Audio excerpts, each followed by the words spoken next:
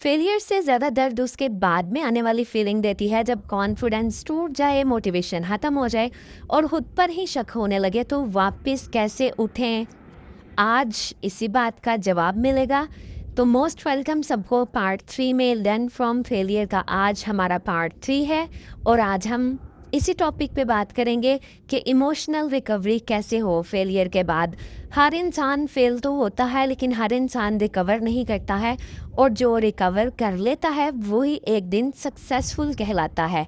अगर आप एक फेलियर के बाद आज भी उसी दर्द में जी रहे हैं और अगर आपका कॉन्फिडेंस वापस नहीं आ रहा तो इस पार्ट को आपने बहुत अच्छे से ध्यान से वॉच करना है। इसके बाद आपको हर मसले का हल मिल जाएगा। कुछ ज़ख्म जिस्म पर नहीं होते, कुछ ज़ख्म रिजल्ट्स देते हैं और उन ज़ख्मों को भरना भी एक स्किल है। आज हम सीखेंगे फेलियर के बाद खुद को इमोशनली कैसे हील करें। पिछले पार्ट में तो हमने समझा था कि फेलियर हमें क्या क्या सिखाता है और सीखा भी था, लेकिन ये सेशन तभी फ़ायदेमंद होगा जब हम फेलियर के बाद खुद को उठ खड़ा करने की हिम्मत रखेंगे। तो चलिए शुरू करते हैं emotional recovery after failure. Failure सिर्फ रिजल्ट्स को हर्ट नहीं करता है, ये इमोशंस को भी डीपली इफ़ेक्ट करता है। कई लोग फेलियर के बाद इतने इमोशनली ब्रेक हो जाते हैं कि दोबारा स्टार्ट ही नहीं कर पाते हैं। इसीलिए रिकवरी सिर्फ स्ट्रैटेजी से नहीं, इमोशनल हीलिंग से भी होती है। पॉइंट नंबर 1 है, रेस्ट लेना वीकनेस नहीं है। यानी फेलियर के बाद रेस्ट लेने की बात हो रही है कि रेस्ट लेना वीकनेस नहीं है।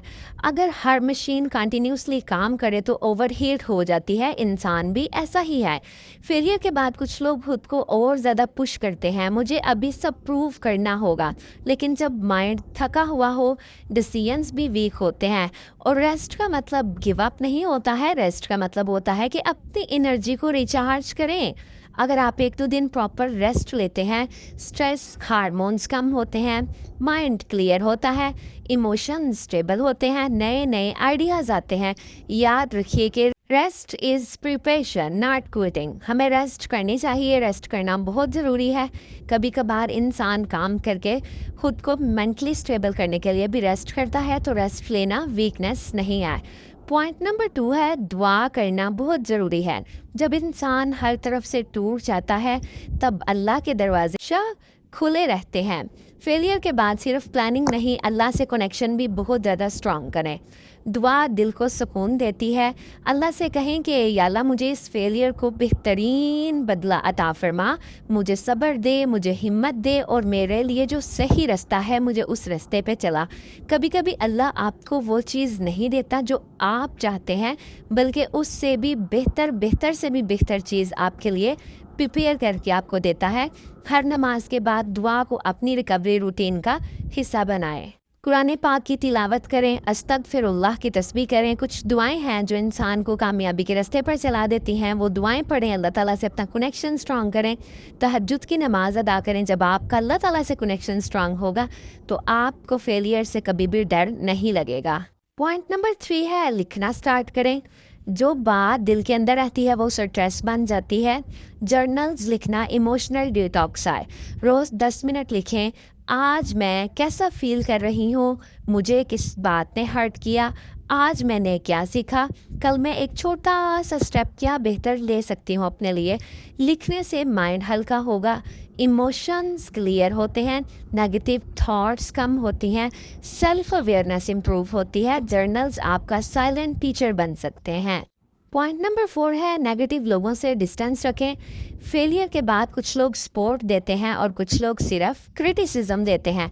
ऐसे लोगों से बचकर रहें जो हर वक्त कहते हैं आपसे नहीं होगा, मैं पहले ही कहती थी आप नहीं कर पाओगी, आप फेल हो जाओगी। ऐसे लोग कॉन्फिडेंस को और ज़्यादा कम कर देते हैं। इस वक्त आपको उन लोगों की ज़रूरत है जो आपको मोटिवेट करें, आपको सच्ची एडवाइस दें, आप पर यकीन रखें। इन्वायरमेंट भी रिकवरी का हिस्सा होता है। इस टाइम आपको अपने मेंटोर से बात करनी चाहिए। कभी कभार हमारे पेरेंट्स भी हमें डीमोटिवेट कर देते हैं, हमारे सिबलिंग्स हमें डीमोटिवेट कर देते हैं। ऐसे पर्सन से अपना कनेक्शन स्ट्रांग रखें जो आपकी कामयाबी चाहता है। वो आपका मेंटोर हो सकता है, वो आपकी कोई फ्रेंड हो सकती है, वो आपका कोई सीनियर हो सकता है। अपने मेंटोर से अपना कनेक्शन स्ट्रांग रखें। इस वक्त आपको उन लोगों की ज़रूरत है जो आपको सही डायरेक्शन दे, आपको सही रास्ते पे लेके चले। पॉइंट नंबर 5 है सोशल मीडिया कंपैरिजन बंद करें। फेलियर के बाद सोशल मीडिया खोलते ही लगता है सब सक्सेसफुल हो गए हैं, सिर्फ मैं ही फेल हो गई हूँ, मेरी ही लाइफ परफेक्ट नहीं है, बाकी सबकी लाइफ परफेक्ट है। लेकिन याद रखें, सोशल मीडिया पर लोग हाइलाइट्स दिखाते हैं, अपने स्ट्रगल नहीं दिखाते हैं। और कंपैरिजन कॉन्फिडेंस को डिस्ट्रॉय कर देता है, एंग्जाइटी इंक्रीज करता है, मोटिवेशन कम करता है। कुछ दिन के लिए अनफॉलो करें जो कंपैरिजन टाइगर हैं। स्क्रीन टाइम अपना कम करें, अपनी जर्नी पर फोकस करें, ना कि लोगों की जर्नी पर। Compare your self only with your yesterday. और मेरी कामयाबी का भी एक सीक्रेट यही है कि मैं अगर कंपैरिजन करती हूँ तो अपनी यस्टरडे की वर्किंग को कंपैरिजन करती हूँ, ना कि किसी के साथ कंपैरिजन करती हूँ। अगर हम अपना किसी के साथ कंपैरिजन करें तो हमारी कामयाबी हम खुद किल कर देते हैं। अगर हमें इतना ही कंपैरिजन करने का शौक है तो हमें खुद के साथ कंपेयर करना चाहिए खुद को, कि मैंने अपने आने वाले दिन को, हर दिन को अपने गुजरे हुए दिन से बहुत बेहतर से भी बेहतरीन बनाना है। पॉइंट नंबर 6 है स्मॉल विन सेलिब्रेट करें। रिकवरी एक दिन में नहीं होती, हर दिन की छोटी छोटी प्रोग्रेस को सेलिब्रेशन के तौर पे लें। जैसे आज मैं दोबारा काम पर बैठ गई, आज मैंने एक्सरसाइज की है, आज मैंने एक पेज पढ़ा है, आज मैंने अपनी प्लानिंग को कंप्लीट किया है। ये छोटी छोटी विक्ट्रीज कॉन्फिडेंस को धीरे धीरे वापस ले आती हैं। हर छोटी जीत अपने आप से कहिए कि मैं प्रोग्रेस कर रही हूँ, मैं आगे बढ़ रही हूँ, मैं कामयाब हो रही हूँ, मैं कामयाब हो के दिखाऊंगी। यही स्मॉल विन्स मिलकर फ्यूचर की बहुत बड़ी सक्सेस बनाएंगे। अभी एक छोटी सी एक्टिविटी करें, अपनी नोटबुक उठाएं अपने हाथ में और लिखें कि इन 6 रिकवरीज हैबिट में से मैं आज अपनी कौन सी 3 हैबिट्स शुरू करूंगी। आज की मेरी पहली स्मॉल विन क्या होगी। फेलियर से जल्दी रिकवरी करने वाले लोग ही ज़िंदगी में जल्दी सक्सेसफुल बनते हैं। गिरना प्रॉब्लम नहीं है, गिर के उठना ही असली जीत है। मैं आप लोगों को एक फार्मूला बताती हूँ, फेल फार्मूला। इसको आपने बहुत अच्छे से अपने माइंड में फिट कर लेना है और फिर आपको बहुत आसानी होगी। लर्न फ्रॉम फेलियर के लिए एक अच्छा सा फार्मूला, ठीक है, आपको देती हूँ, तो ये काफ़ी इफ़ेक्टिव होगा आप लोगों के लिए। Fail formula, FAIL fail. F for face it, A for analyse it, I for improve it, L for launch again. Face it मतलब अपने फेलियर को एक्सेप्ट करें, बढ़ाने मत बनाएं। ए एनालाइज इट, ये समझें कि ये फेलियर क्यों हुआ, मिस्टेक्स को आइडेंटिफाई करें। I improve it, her mistake को एक लेसन बनाकर अपनी स्किल्स और प्लानिंग को और ज़्यादा इम्प्रूव करें।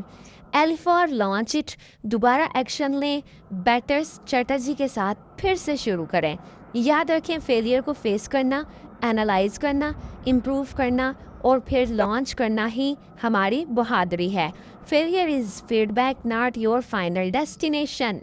आज का मिशन हमारा यही है कि फेलियर से डरना नहीं है, उससे भागना नहीं है, उससे सीखना है। याद रखें, अगर आप कभी फेल ही नहीं हुए तो शायद आपने कभी अपनी लिमिट्स को चैलेंज ही नहीं किया। हर बार जब ज़िंदगी आपको नीचे गिराए तो खुद से सिर्फ एक ही बात कहनी है, ये मेरी कहानी का एंड नहीं है, ये मेरी ट्रेनिंग का हिस्सा है।